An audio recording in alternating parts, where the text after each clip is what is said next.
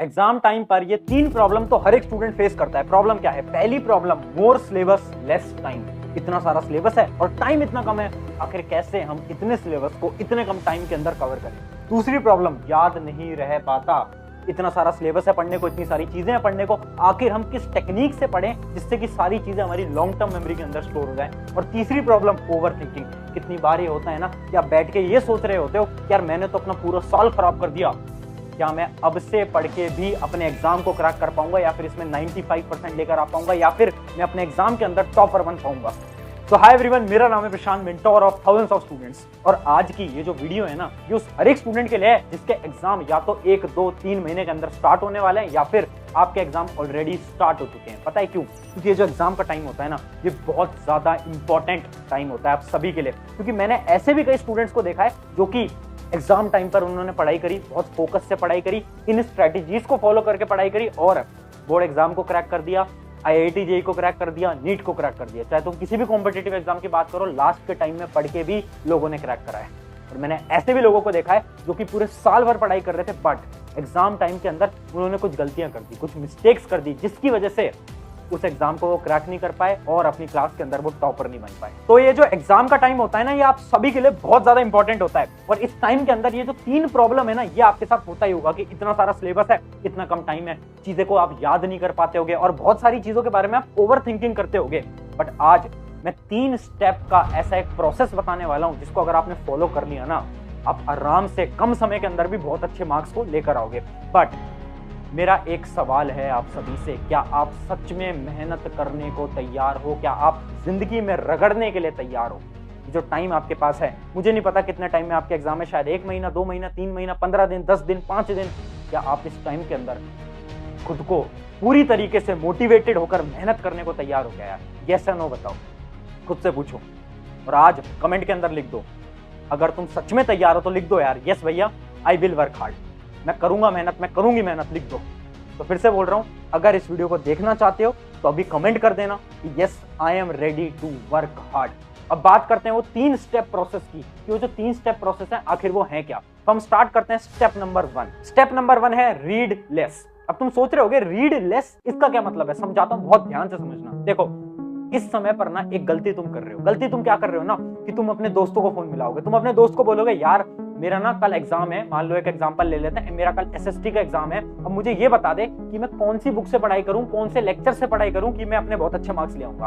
तो आपका एक दोस्त बोलेगा यार एक काम कर, YouTube पे ना इन सर की एक वीडियो है वो देख लेना, और उसके अलावा एक काम करना, तू ये बुक भी खरीद ले, ये बुक बहुत इंपॉर्टेंट है, यहीं से सवाल आते हैं। तो आप मोटिवेटेड होते हो, आप जल्दी से बुक ले आते हो, लेक्चर देखना स्टार्ट कर देते हो। अब 1 घंटे बाद आप अपने दूसरे दोस्त को फोन मिला लेते हो, दूसरे दोस्त से बोलते हो यार मैं ना SST की पढ़ाई कर रहा हूँ, SST में ना मैं इस बुक से पढ़ रहा हूँ। अब आपका दूसरा दोस्त बोल देता है यार तू इस बुक से क्यों पढ़ रहा है, ये बुक तो बेकार है, ये लेक्चर तो बेकार है। अब तू क्या करना, तू इस बुक को लिया, दूसरी वाली कोई बुक है इसको लिया, पेपर यहीं से बनता है। अब तुम जाओगे मार्केट में दौड़े दौड़े, इस बुक को भी ले आते हो। यही करते हो ना तुम, और यही आपकी सबसे बड़ी मिस्टेक है। पता है क्यों?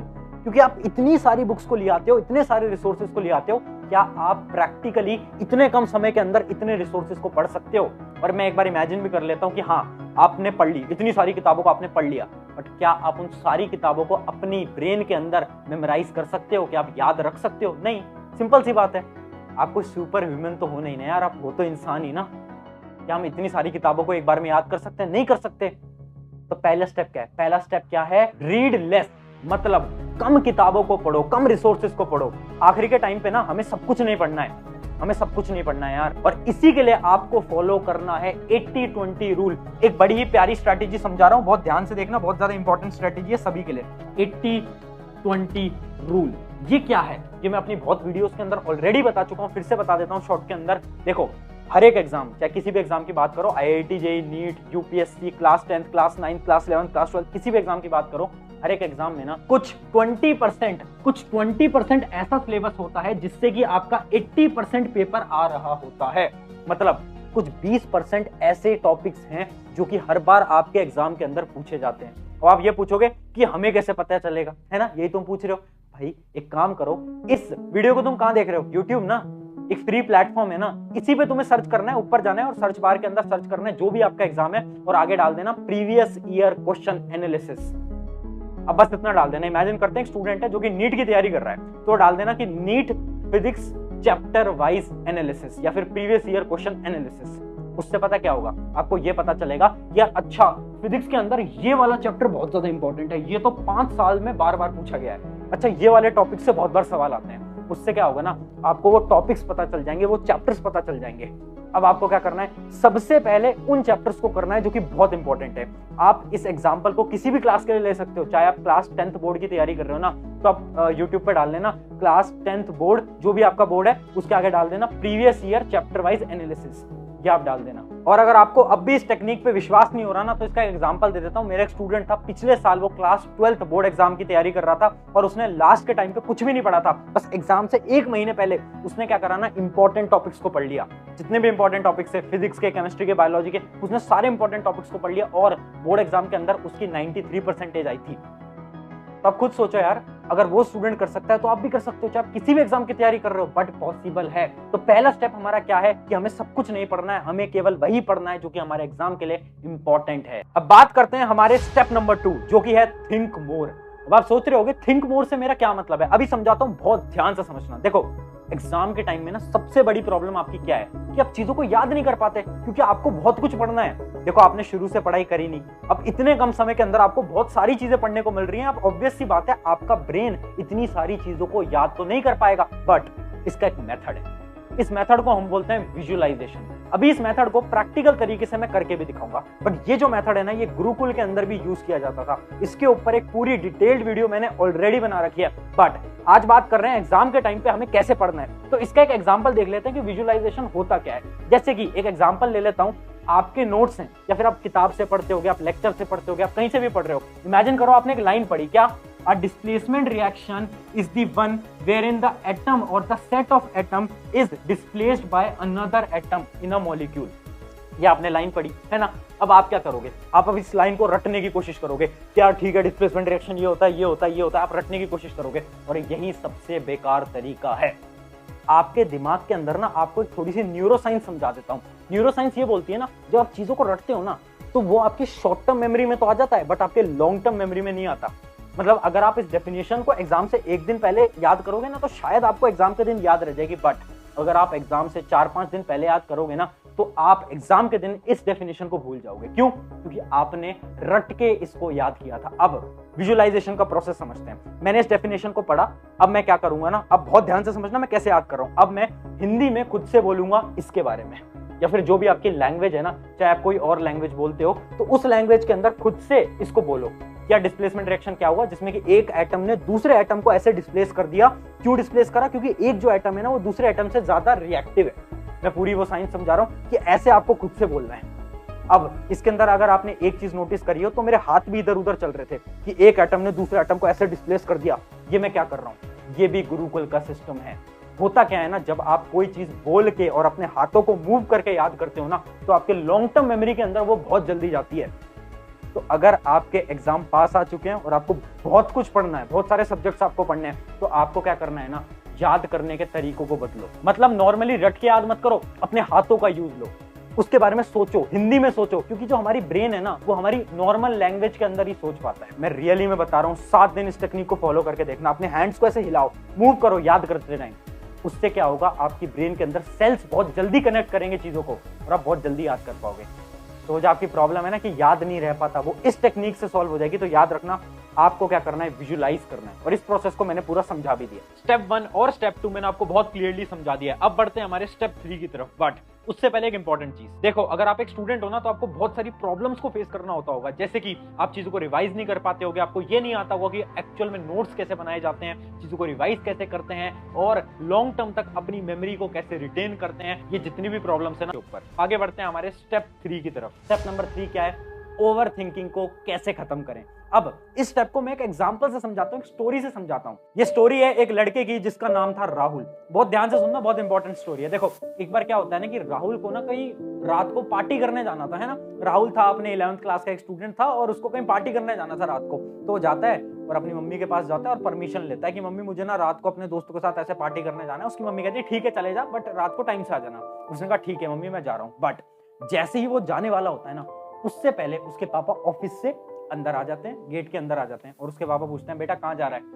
तो बोलता है पापा वो ना दोस्त के साथ पार्टी करनी है, वहां जाना है। तो उसके पापा उसको मना कर देते हैं। तो बोलता है पापा जाने दो ना, आप मुझे क्यों नहीं जाने देना चाहते? तो उसके पापा जो रीजन देते हैं ना वो बहुत ध्यान से समझना। उसके पापा ये बोलते हैं कि यार तू अभी जाएगा पार्टी करने और तू गाड़ी से जाएगा, अपनी दोस्त की जो कार है उससे तू जाएगा, अगर कार का एक्सीडेंट हो गया तो तेरे तो चोट लग जाएगी ना।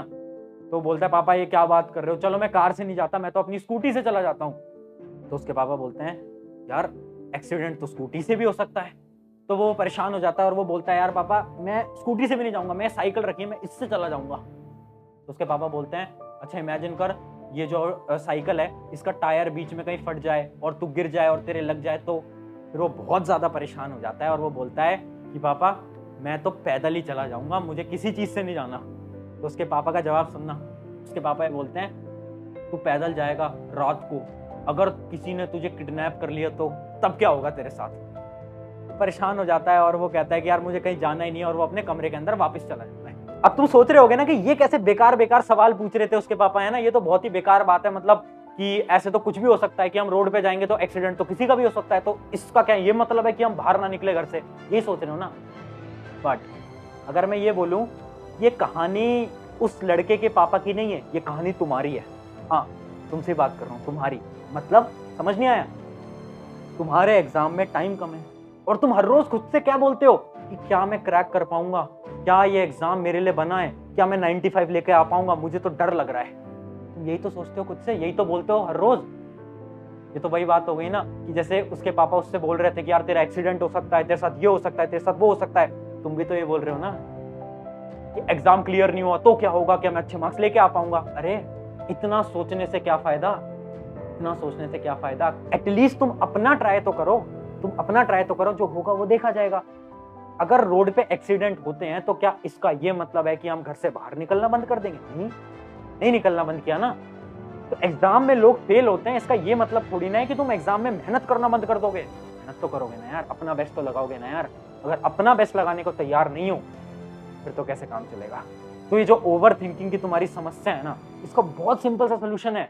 जब भी लग रहा है ना कि यार मैं बहुत ज्यादा चीजों के बारे में सोच रहा हूँ या सोच रही हूँ, एक पेन कॉपी लाओ और लिख दो चीज के बारे में। जब तुम लिखोगे तो तुम्हें पता चलेगा प्रॉब्लम तो कोई है ही नहीं, प्रॉब्लम तो तुम्हारा दिमाग है जो कि तुम्हें बार बार बेवकूफ बना रहा है। और जब भी आज के बाद ओवर थिंक करो ना, तो ये जो मैंने कहानी सुनाई थी ना, इस कहानी को याद कर लेना, शायद तुम ओवर थिंकिंग से बाहर आ जाओगे। तो मैंने तुम्हें तीनों स्टेप्स को बहुत डिटेल में समझा दिया, स्टेप 1, स्टेप 2, स्टेप 3। इन तीनों स्टेप्स को आप अपने एग्जाम टाइम पे यूज करना। अब देखो कैसे आपके मार्क्स आते हैं, कैसे आप उस एवरेज की कैटेगरी से टॉपर के अंदर जाने वाले हो। बस जैसा मैंने स्टार्टिंग में बोला था ना कि आपको जरूरत है हार्ड वर्क की। यार हार्ड वर्क नहीं करोगे तो कुछ भी अचीव नहीं हो पाएगा। बस याद रखना, मेहनत लगाओ, इन तीनों स्टेप्स, इस स्ट्रैटेजी पे काम करो। जैसे मैंने याद करने की ट्रिक बताई है, उस ट्रिक से याद करो। और अगर अभी तक आपने कमेंट नहीं करा है कि यस भैया I will do hard work, तो फिर तो यार कैसे काम चलेगा? तो अभी सबसे पहले कमेंट कर देना। ऑन दिस नोट, शुक्रिया एवरीवन, मेरा नाम है प्रशांत। मिलते हैं किसी नेक्स्ट वीडियो के अंदर।